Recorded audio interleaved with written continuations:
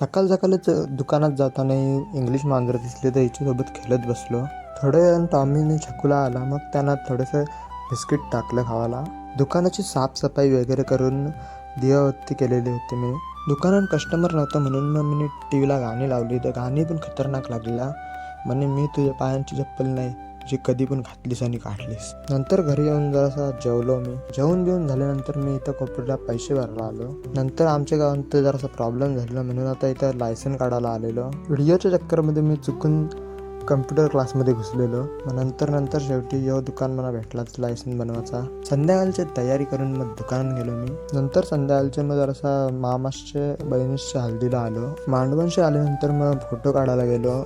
Photo काढून झाल्यानंतर direct जेवायला. जेवून आल्यानंतर मग ताईसनं मम्मीस नाचायला लागली. पण मी नव्हतं नाचत कारण मला नाचताच येई नाही. थोड्या वेळेला मला असा फील व्हायला लागला का मी हिमालयान आलोय. सगळ्यांच्या डोक्यावर नुसतं बर्फ पडलेलं.